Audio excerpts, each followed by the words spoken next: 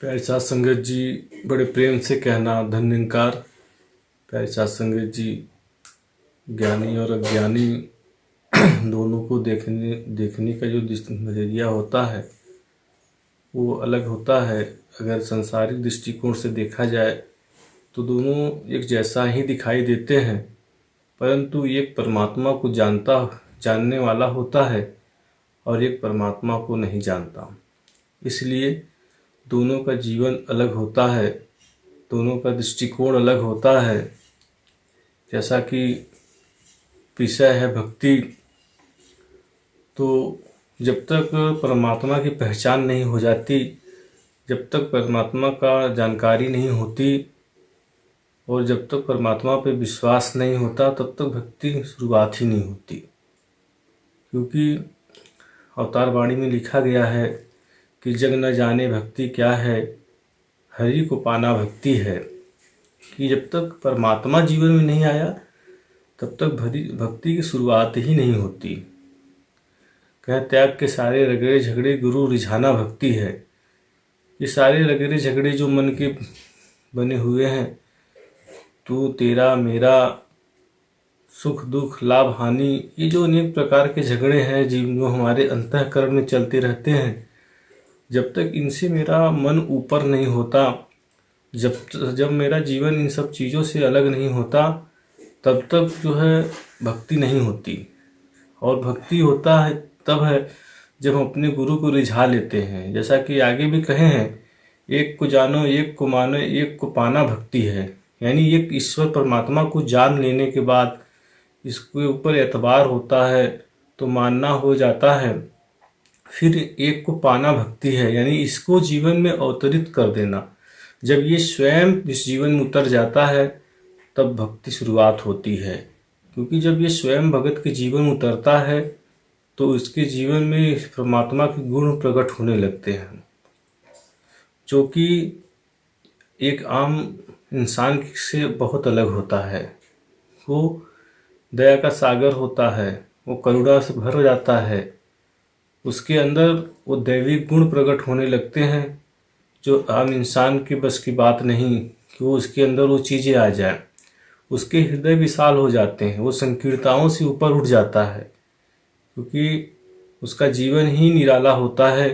वह इन सब चीज़ों से इस कदर दूर होता है जैसे एक तालाब हो और उसमें बहुत सारे काई लगी हों, अगर उसको किसी चीज़ से छान दिया जाए तो वह तालाब स्वच्छ हो जाता है।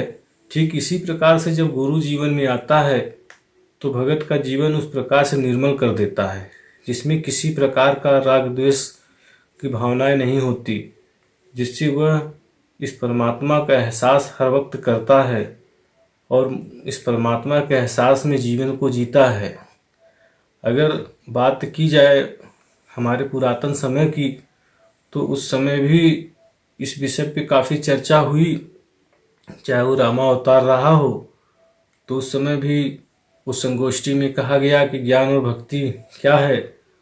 तो उस मत में भगवान समय के भगत हनुमान जी ने एक प्रसंग का जवाब देते हुए कहा था कि भक्ति और ज्ञान में ये फर्क होता है कि जो भक्ति होती है, जो ज्ञान होता है, वो उस दीपक की भांति है जिसमें तेल और बाती और दीपक और जलते हुए दीपक की आवश्यकता पड़ती है और उसके बाद उसको बचा के रखना पड़ता है हवाओं से।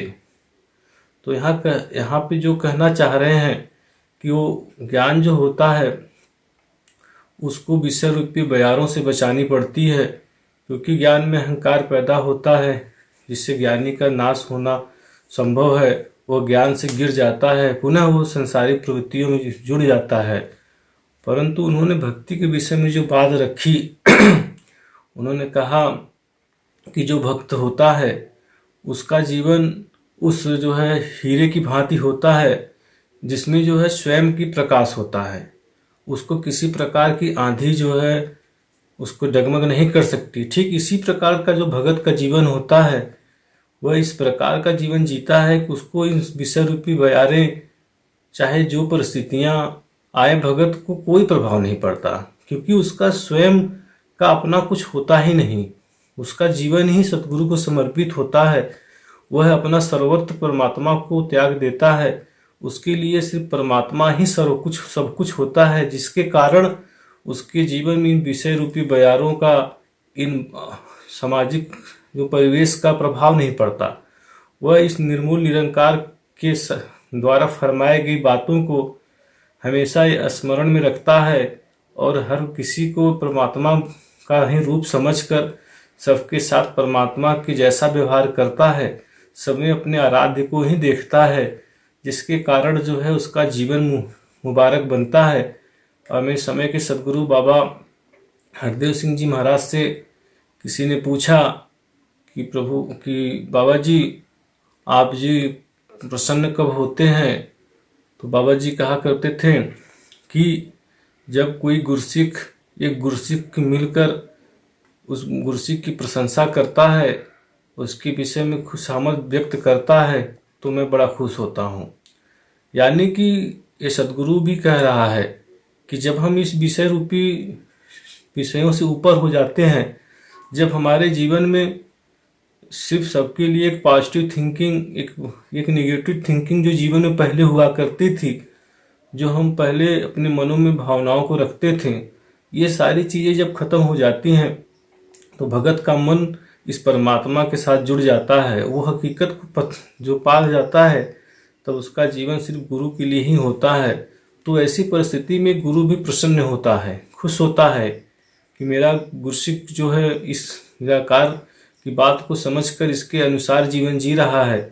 तो इस परमात्मा को, इस रमे हुए राम को जो अंगसंग रह रहता है, उसको हर वक्त जो है देखता है, हर वक्त महसूस करता है और उसका जीवन एक सुंदर जीवन बनता है।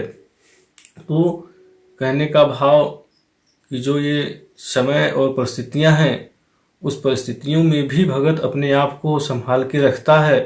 वो अपने हर एक कर्म को भी करता है, दुनियावी जो जिम्मेदारियां उसको मिली होती हैं, उस जिम्मेदारी को भी वो निभाते हुए उसमें लिप्त नहीं होता।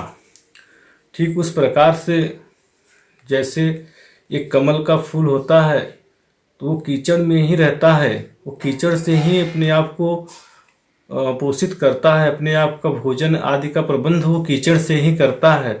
परंतु आप देखे होंगे कि वो कमल का फूल इस कीचड़ के साथ अपना संबंध नहीं बनाता। ठीक इसी प्रकार से भगत भी संसार में रहता है, वह संसार में ही अपने जीवन को जीता है, संसार से ही अपने जीवन की सारी गतिविधियां पूरा करता है।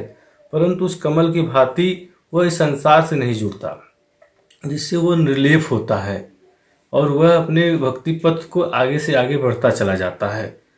तो उसका जीवन उस सुखद वातावरण की तरफ बढ़ता है। फिर उसके जीवन में इस चीज़ की चिंता नहीं कि मेरा भविष्य क्या है, मेरा वर्तमान क्या है, मेरा ये क्या है। वो इन सब चीज़ों से इसलिए बच जाता है क्योंकि वो समयातीत के साथ जुड़ जाता है। जो आकार से जुड़ा है उसमें विकार उत्पन्न हो सकता है, परंतु जो निराकार से जुड़ा है उसमें किसी प्रकार का विकार नहीं है, क्योंकि संसार में हर वक्त वस्तु में अपवाद है, परंतु निरंकार में अपवाद नहीं है। इसलिए इस भगत जब इसके साथ जुड़ता है तो उसका जीवन निर्लेप होता है।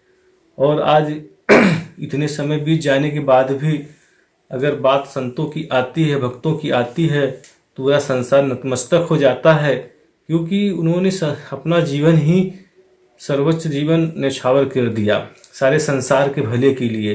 सारे संसार की अपने मनों में सब सारे संसार के लिए मंगल कामना रखते हैं, इसलिए उनका जीवन एक अलग जीवन होता है।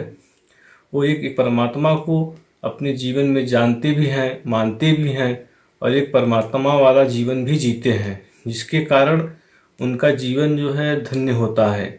उनके लिए गुरु की आज्ञा जो है अपना सर्वोच्च होता है। गुरु ने जैसे ही दिशा निर्देश दिया वो उसी के अनुसार जीवन जीता चला जाता है, और जिसके कारण आज इतिहास गवाही है कि भगत की कभी भी किसी भी परिस्थिति में कोई कभी भी जो है उसके मान में कोई कमी नहीं आई।